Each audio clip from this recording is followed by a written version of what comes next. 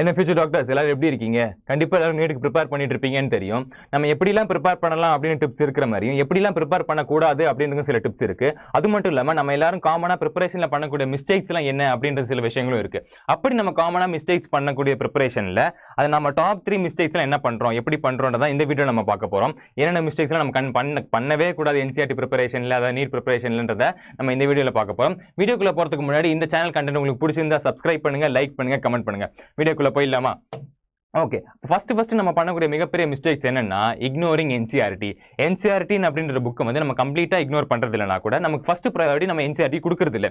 இப்போ நீங்கள் ஒரு கோச்சிங் போயிட்டு இருக்கீங்க, இல்லை வேறு ஏதோ பண்ணிட்டு இருக்கீங்கன்னா ஃபர்ஸ்ட் ஒரு 50% ஆஃப் இம்பார்ட்டன்ஸை தான் நீங்கள் கொடுக்குறீங்க. அதாவது கொஞ்சம் என்சிஆர்டி படிக்கிறீங்க, கொஞ்சம் கோச்சிங் புக்கையும் படிக்கிறீங்க. அப்படி பண்ணக்கூடாது. நம்ம ஃபர்ஸ்ட் இம்பார்ட்டன்ஸ் நம்ம என்சிஆர்டியில் தான் கொடுக்கணும்.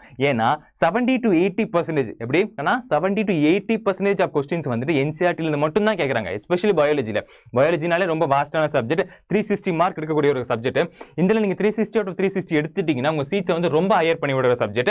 அப்ப அந்த மாதிரி ஒரு சப்ஜெக்ட்ல அரௌண்ட் 80% வந்து என்சிஆர்டில இருந்து தான் கேட்கறாங்க. நமக்கு கன்ஃபார்மா தெரிஞ்சிட்டும் நம்ம ஃபர்ஸ்ட் ப்ரையாரிட்டி என்சிஆர்டி கொடுக்காம வேற புக்கு கொடுத்தோம்னா அப்போ நம்ம மேலே தானே.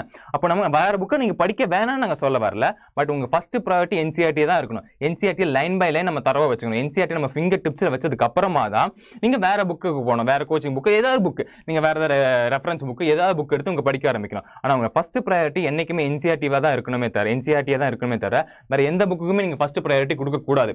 ஒன்ஸ் நீங்கள் என்சிஆர்டி கம்ப்ளீட்டாக படிச்சு முடிச்சதுக்கு அப்புறமா அதில் நம்ம தரவா இருக்கிறோம் தெரிஞ்சதுக்கு அப்புறமா தான் நீங்கள் வேற சப்ஜெக்ட் புக்குக்கு போகணும். ஐ மீன் வேற டைப்ஸ் ஆஃப் புக்குக்கு போகணும். ஓகேவா? ஃபர்ஸ்ட் ப்ரையாரிட்டி என்சிஆர்டி கொடுங்க. அடுத்து நம்ம பண்ணக்கூடிய காமனான மிஸ்டேக் என்னன்னா நமக்கு டைம் மேனேஜ்மெண்ட் பண்றது தெரியல. டைம் மேனேஜ்மெண்ட் கரெக்டாக இருக்கு இல்லை, நம்ம ரிவிஷன் பண்றது இல்லை, நம்ம படிச்சது ரிவிஷன் பண்றது இல்லை. டைம் மேனேஜ்மெண்ட் என்ன சார்னா, இப்போ இந்த சாப்டர் வந்து ரொம்ப வெயிட்டேஜான சாப்டர் நமக்கு தெரியுது. ஆனால் இந்த சாப்டர் ரொம்ப அவ்வளோ வெயிட்டேஜ் அதில் அவ்வளோ கொஸ்டின்ஸ்லாம் கேட்கல ப்ரீவியஸ் இயர்லேருந்து தெரியுது. அப்போ நம்ம என்ன பண்ணணும்னா அந்த வெயிட்டேஜான சாப்டரில் ரொம்ப டைம் கொடுத்துட்டு இந்த வெயிட்டேஜ் லெஸ் சாப்டர் இருக்கு பார்த்தீங்கன்னா வீக் சாப்டர்னு சொல்லுவோம். அந்த வீக் சாப்டரில் வந்து நம்ம வந்து லெஸ் டைம் கொடுக்கணும். இப்போ உங்களுக்கு பாட்னி ஈஸியாக இருக்குது, ஜுவாலஜி ஈஸியாக இருக்குது, ஃபிசிக்ஸ் ஈஸியாக இருக்குது, கெமிஸ்ட்ரி ஏதோ ஒரு சப்ஜெக்ட் உங்களுக்கு ஈஸியாக இருக்குன்னு வச்சுக்கோங்களேன். அது ஈஸியாக இருக்கிற சப்ஜெக்ட்டில் நம்ம என்ன பண்ணணும்னா லெஸ் டைம், கம்மியான டைமில் வந்து நம்ம யூட்டிலைஸ் பண்ணிக்கிட்டு அதில் அதிகமாக இருக்கிற டைமை வந்து நம்ம எப்படி யூட்டிலைஸ் பண்ணணும்னா எது கஷ்டமாக இருக்குது. இப்போ எனக்கு பயாலஜி ஈஸிப்பா, ஆனால் எனக்கு ஃபிசிக்ஸ் ரொம்ப கஷ்டமாக இருக்குப்பா, ஆனால் எனக்கு ஃபிசிக்ஸ் ஈஸிப்பா, எனக்கு பயாலஜி ரொம்ப கஷ்டமாக இருக்குப்பா, எனக்கு ரெண்டுமே ஈஸி தான்ப்பா, எனக்கு கெமிஸ்ட்ரி ரொம்ப மண்ணிலே ஏறாதுப்பானா நமக்கு எது கஷ்டமாக இருக்கோ அதுக்கு நிறைய டைம் யூட்டிலைஸ் பண்ணி நமக்கு ஈஸியாக இருக்கிற சப்ஜெக்ட்டை கம்மி டைமில் யூட்டிலைஸ் பண்ணி ஃபுல் போர்ஷனை நமக்கு படிக்க கற்றுக்கணும். அதுதான் டைம் மேனேஜ்மெண்ட். ரிவிஷன் என்னதுன்னா திரும்ப படிக்கிறோம். திரும்ப யாருமே படிக்கிறது இல்லை. இப்போ நீங்கள் புதுசாக எனக்கு ஒரு சாப்டர் படிக்க போறீங்கன்னா இதுக்கு முன்னாடி என்ன சாப்டர் படிச்சிருக்கீங்களோ ஒரு ½ hour ரிவைஸ் பண்ணுங்க, டெய்லி ரிவைஸ் பண்ணுங்க. இப்போ நீங்கள் ஃபர்ஸ்ட் சாப்டர் படிக்கிறீங்க, இன்னைக்கு ஃபர்ஸ்ட் சாப்டர் படிச்சிட்டீங்க, நாளைக்கு நீங்கள் செகண்ட் சாப்டர் படிக்க போகும்போது ஒரு ½ hour ஃபர்ஸ்ட் சாப்டர் என்ன படிச்சீங்களோ அதை ரிவைஸ் பண்ணுங்க. இப்போ நாளைக்கு நீங்கள் தேர்ட் சாப்டர் படிக்க போகும்போது ஒரு ½ hour ஃபர்ஸ்ட் சாப்டர் என்ன படிச்சீங்க, செகண்ட் சாப்டர் என்ன படிச்சீங்க அதை ரிவைஸ் பண்ணுங்க. இந்த மாதிரி நீங்க டெய்லி ரிவைஸ் பண்ண அது ஆட்டோமேட்டிக்கலா உங்க மைண்ட்ல ஸ்டோர் ஆயிடும். நீங்க வந்து ஒரு நாள் விட்டு ஒரு நாள் கூட ரிவைஸ் பண்ணா கூட அது நடக்கிறது இல்லை. அப்போ நம்ம டெய்லி ரிவைஸ் பண்ணிட்டே இருக்கோம். இந்த டெய்லி ரிவைஸ் பண்ணுற பேசஸ்னால தான் நம்ம ரிவிஷன் எவ்வளோக்கு எவ்வளோ நல்லதாக இருக்கோ அவ்வளோக்கு எவ்வளோ நம்ம பிரெயினில் அந்த ஆன்சர்ஸோ இல்லை அந்த கொஸ்டின்ஸோ எல்லாமே நம்ம பிரெயினில் அட்டாச் ஆகி இருக்கும்னு சொல்லியிருக்கோம். ஸோ நம்ம நிறைய பேர் பண்ணக்கூடிய மிஸ்டேக்ஸ் என்னன்னா ரிவிஷன் வந்து டெய்லி கண்டினியூஸ் பேஸில் பண்ணுறது இல்லை. ஓகே, எப்போ படித்தோம் சார் பயாலஜி, என்னைக்கோ படித்தேன் சார், இன்னைக்கு ரிவைஸ் பண்ணேன் சார், நான் ஒன்றுமே ஞாபகம் இல்லை சார், அப்படி இருக்கக்கூடாது. நம்ம டெய்லியும் ஒரு புது சாப்டர் படிக்கிறதுக்கு முன்னாடி இதுக்கு முன்னாடி என்ன படிச்சிருக்கோம், இதுக்கு முன்னாடி என்ன பண்ணியிருக்கோன்றத ஜஸ்ட் ஒரு ரீகால் ஒரு ½ hour ஒரு 1 hour டைம் கொடுத்துட்டு அதுக்குன்னு ரிவைஸ் பண்ணாதான் நம்ம எவ்வளோக்கு ரிவிஷன் பண்ணுறோம் அவ்வளோக்கு அவ்வளோ ரிசல்ட்ஸ் நமக்கு கிடைக்க ஆரம்பிக்கும். ஓகேவா? நம்ம அடுத்தது லாஸ்டா மோஸ்ட் இம்பார்ட்டன்ட் என்னதுன்னா நம்ம யாருமே ப்ராக்டிஸ் பண்றதில்லை. என்ன ப்ராக்டிஸ் பண்றதுலன்னா MCQஸையும் மார்க் டெஸ்ட்டையும் ப்ராக்டிஸ் பண்றதே இல்லை. சார் MCQஸ் நான் பண்றேன் சார், டெய்லி நான் பண்றேன் சார், அது பத்தாது.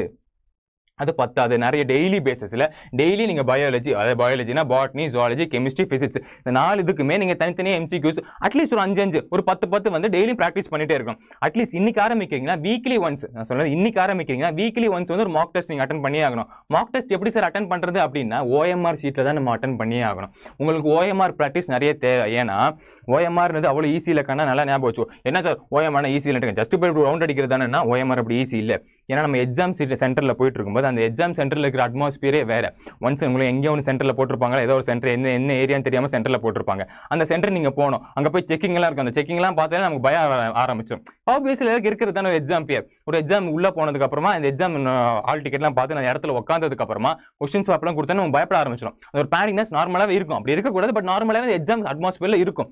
ஒன்ஸ் நீங்கள் OMR ப்ராக்டிஸ் பண்ணாமல் போய் உட்காந்துட்டீங்கன்னா இப்போ நீங்கள் 4th கொஸ்டினுக்கு சீனு ஆன்சர் உங்களுக்கு தெரியுது, ஆனால் நீங்கள் 5 வந்து சீனு மார்க் பண்ணிட்டீங்க. ஓகே, அதை நீங்க பார்க்கலனா கூட பரவாயில்ல. ஒருவேளை நீங்க பார்த்துட்டீங்க, ஐயோ 5 வந்து 4 தானே, ஐயோ 5 சி ஆச்சு, 5ம் போய் மார்க்கும் போயிடும், 4ம் மார்க் போயிடுமே அப்படின்னு நீங்க பயப்பட ஆரம்பிச்சிருங்க.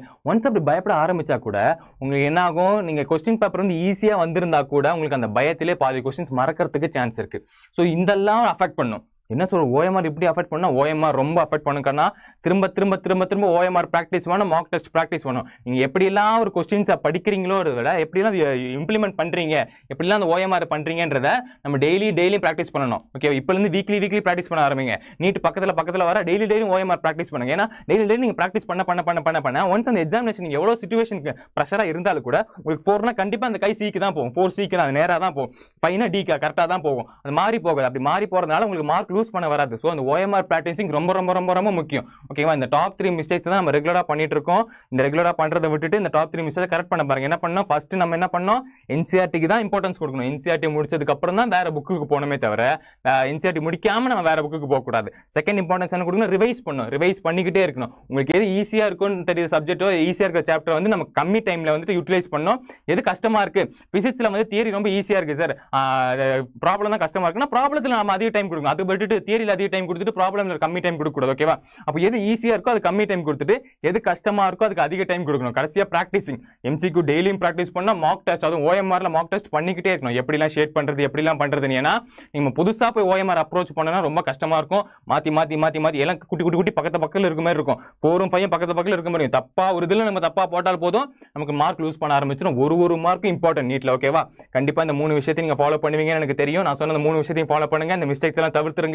கண்டிப்பா நீங்க எல்லாருமே டாக்டர் ஆகி லைஃப்ல என்ஜாய் பண்ணுவீங்க. ஓகேங்களா, மீண்டும் உங்களை சந்திக்கும் வரை உங்களிடம் விடைபெறுவது சுபாஷ். Bye future doctors.